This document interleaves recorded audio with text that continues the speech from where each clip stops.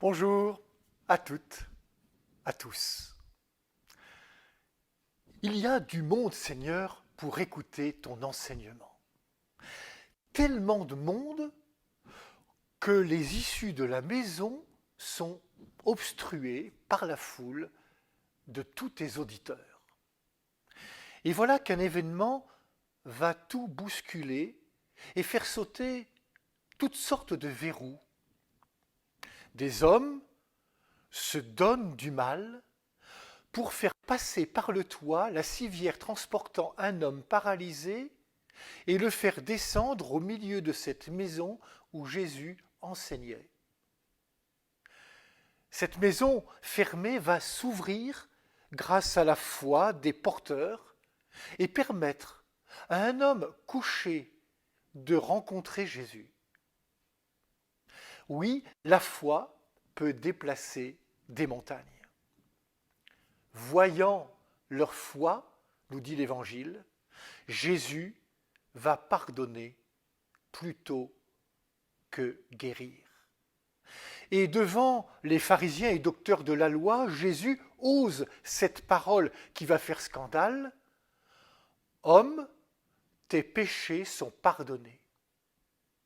Dieu seul peut pardonner les péchés. Le Seigneur Jésus nous montre qu'il ne fait pas de miracles pour épater la galerie. Il les fait pour guérir l'homme, le transfigurer de l'intérieur. Il s'attaque à la racine du mal, le péché, afin d'ouvrir son cœur au don de la foi. En agissant ainsi, Jésus ne choisit pas la facilité et accepte le débat, la contradiction. Qu'est-ce qui est plus facile, dit-il? Dire tes péchés sont pardonnés ou dire lève-toi et marche?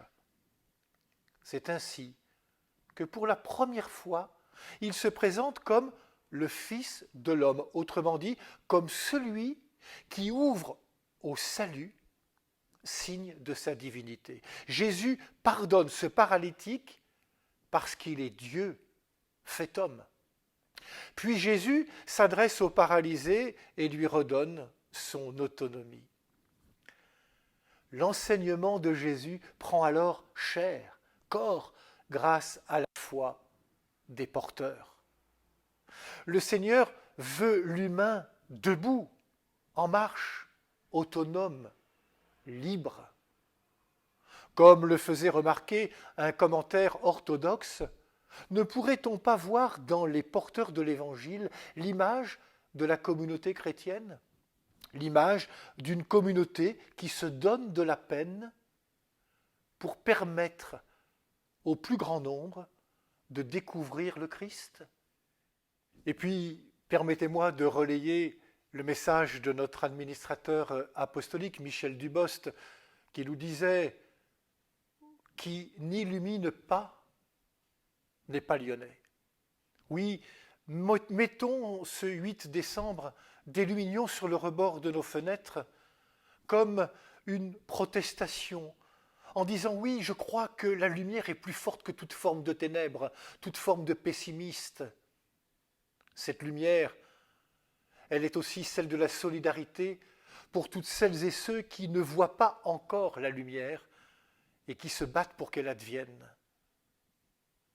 Bonne journée à toutes et à tous.